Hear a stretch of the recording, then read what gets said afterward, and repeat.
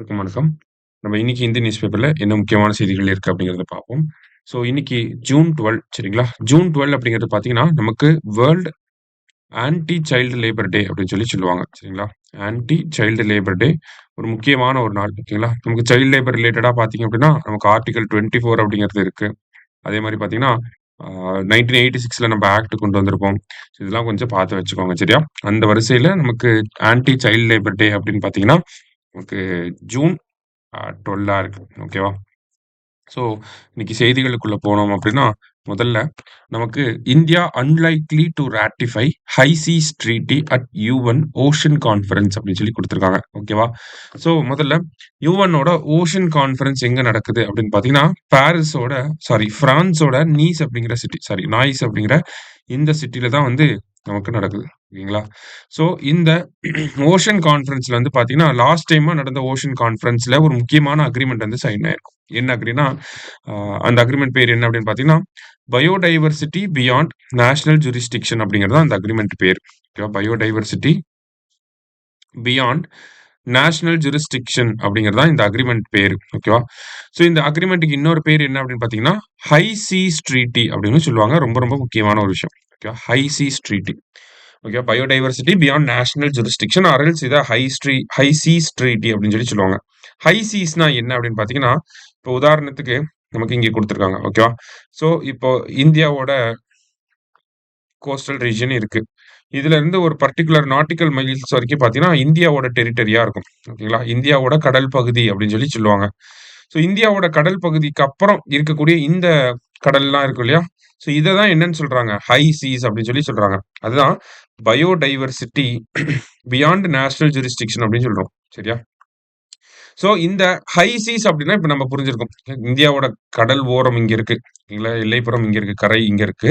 அதுலேருந்து கொஞ்சம் nautical miles நம்ம எடுத்துக்கிட்டோம் அப்படின்னா, அத வந்து அததான் நமக்கு எக்ஸ்க்ளூசிவ் எக்கனாமிக் ஜோன் அப்படின்னு சொல்லுவாங்க. கிட்டத்தட்ட இது வந்து நமக்கு பார்த்தீங்கன்னா, 200 நாட்டிக்கல் மைல்ஸ் வந்து இருக்கும். சரி, இந்தியாவுக்கு 200 நாட்டிக்கல் மைல்ஸ் வந்து இருக்கு. சரியா? ஸோ இத நம்ம எக்ஸ்க்ளூசிவ் எக்கனாமிக் ஜோன் சொல்றோம். இதுல இருக்கக்கூடிய வளங்கள் எல்லாமே இந்தியாவுக்கு சொந்தமான வளங்கள் தான். சரிங்களா? இப்ப இதுல இருக்கக்கூடிய பயோடைவர்சிட்டிய நம்ம தான் பார்த்துக்கணும்.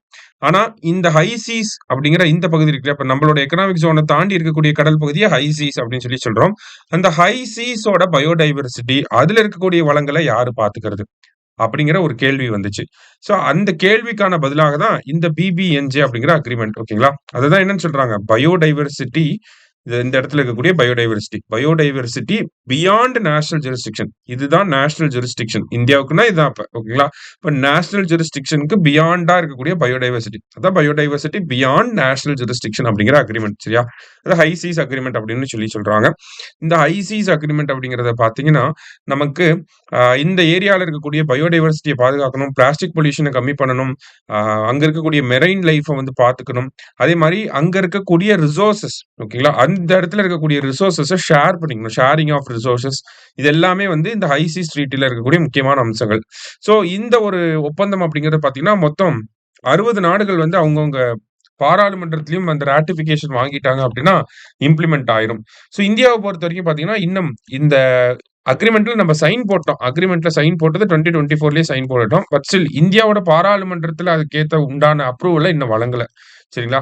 ஸோ அததான் இந்த இடத்துல குடுத்துருக்காங்க. India unlikely to ratify high seas treaty அப்படின்னு ஏன்னா அடுத்து மான்சூன் கூட்டத்தொடர்ல தான் இத பத்தின விஷயங்கள் நடக்கும் அப்படிங்கிறத சொல்லியிருக்காங்க. அதே மாரி இந்த மீட்டிங்ல வந்து பார்த்தீங்கன்னா, சகாவ் அப்படின்னு சொல்லக்கூடிய ஒரு போர்ட்டல் ஓஷன் டேட்டா ரிலேட்டடான ஒரு போர்ட்டலையும் இந்தியா லான்ச் பண்ணியிருக்காங்க. சரியா? சகாவ் அப்படிங்கிறது ஓஷன் டேட்டா ரிலேட்டடான ஒரு போர்ட்டலையும் நம்ம லான்ச் பண்ணியிருக்கோம். சரியா? அடுத்ததா பார்த்தீங்க அப்படின்னா, நமக்கு ரவீந்திரநாத் தாகூர் அவர்களுடைய ஒரு ஆன்செஸ்டரல் ஹோம் பழங்கால அவரோட வீடு. சரிங்களா? ஸோ எங்க இருக்கு அப்படின்னு பார்த்தீங்கன்னா, கச்சாரி பாரி அப்படின்னு சொல்லுவாங்க அந்த வீட்ட. ரபீந்திரா கச்சாரி பாரி அப்படின்னு சொல்லுவாங்க. வெறும் கச்சாரி பாரி அப்படின்னு சொல்லுவாங்க. ஓகேவா? கச்சாரி பாரி ஆர் எல்ஸ் ரபீந்திர கச்சாரி பாரி அப்படின்னு சொல்லுவாங்க. இது எங்க இருக்குன்னா, பங்களாதேஷோட சிராஜ்கஞ்ச் அப்படிங்கிற பகுதியில இருக்கு. ஓகேங்களா? பங்களாதேஷோட சிராஜ்கஞ்ச் அப்படிங்கிற பகுதியில இருக்கு. ஸோ அங்க ஆல்ரெடி பங்களாதேஷ்ல பார்த்தீங்கன்னா, இந்துக்களுக்கு எதிரான ஒரு நிலைப்பாட வந்து நெறைய பேர் எடுத்துட்டு இருக்காங்க. ஒரு இஸ்லாமிக் ராடிக்கல் இஸ்லாமிஸ்ட்டா வந்து நெறைய பேர் அங்க வந்து இருந்துட்டு இருக்காங்க. ஸோ அந்த ஒரு போராட்ட குழுக்கள் வந்து இந்த மாரி அட்டாக் பண்ணியிருக்காங்க இவரோட ஆன்செஸ்ட்ரல் ஹோம். ஸோ ரவீந்திரநாத் தாகூரோட இந்த கச்சாரி பாரி அப்படிங்கிற பிளேஸ் வந்து பார்த்தீங்கன்னா, இப்ப ரீசென்ட்டா நெறைய பேர் வந்து அங்க பங்களாதேஷ்ல வந்து நெறைய வயலன்ட்டான ப்ரொட்டஸ்ட்லாம் வந்து போய்க்கிட்டு இருக்கு. ஸோ அதுல ஒரு குரூப் ஆஃப் ராடிக்கல் பீப்பிள் தான் வந்து இவர வந்து அட்டாக் பண்ணி ஐ மீன் இந்த ஆன்செஸ்ட்ரல் ஹோம அட்டாக் பண்ணியிருக்காங்க அப்படிங்கிறத தெரிஞ்சுக்கிட்டா போதும். ஸோ நமக்கு எக்ஸாம் பாயிண்ட் ஆஃப் வியூல கச்சாரி பாரி அப்படின்னா பங்களாதேஷ்ல இருக்கு. சிராஜ்கஞ்ச் அப்படிங்கிற பகுதியில இருக்கு. ரவீந்திரநாத் தாகூரோட ரிலேட் ஆயி வருதுங்கிறத தெரிஞ்சுக்கிட்டா போதும். ஸோ இன்னைக்கு முக்கியமான செய்திகள பார்த்துருக்கோம். நன்றி.